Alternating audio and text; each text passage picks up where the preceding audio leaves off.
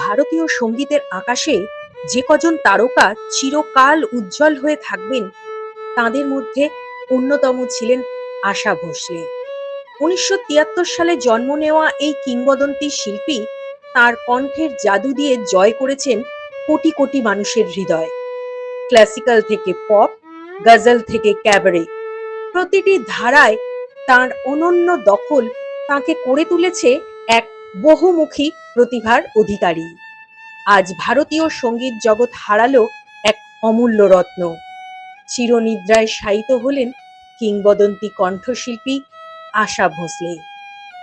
৯২ বছর বয়সে তাঁর প্রয়াণ শুধু একটি মানুষের বিদায় নয়, এ যেন একটি যুগের অবসান।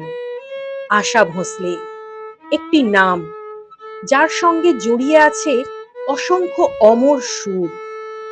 মেরা কুছ সামান, দম মারো দম, চুরা লিয়া হ্যায় তুমনে, তোলো ছিন্ন বিনা, আর কত রাত, কোথা কোথা খুঁজেছি তোমায়, এমন হাজারো গান আজও আমাদের হৃদয়ে বেঁচে আছে। সংগ্রাম দিয়ে শুরু হলেও নিজের অসাধারণ প্রতিভা এবং কঠোর পরিশ্রম দিয়ে তিনি পৌঁছে গিয়েছিলেন সাফল্যের শিখরে। বিশেষ করে আর ডি বর্মনের সঙ্গে তাঁর সঙ্গীত যাত্রা তৈরি করেছে ইতিহাস। জাতীয় চলচ্চিত্র পুরস্কার থেকে পদ্মবিভূষণ, দাদা সাহেব ফালকে, অসংখ্য সম্মাননা তাঁর অর্জনের সাক্ষী। কিন্তু পুরস্কারের থেকেও বড় তাঁর পরিচয়, তিনি ছিলেন কোটি কোটি মানুষের আবেগ, ভালোবাসা আর স্মৃতির অংশ। আশা ভোসলে শুধু একজন গায়িকা নন, তিনি এক যুগ, এক অনুভূতি, এক অমর কণ্ঠ।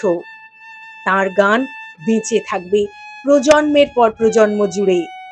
আজ তিনি আমাদের মাঝে নেই, কিন্তু তার কণ্ঠ, তার গান, তার সুর চিরকাল বেঁচে থাকবে। ভারতীয় সঙ্গীত জগৎ আজ হারালো এক চিরস্মরণীয় কণ্ঠ। কিংবদন্তি শিল্পী আশা ভোসলের প্রয়াণে শোকস্তব্ধ গোটা দেশ।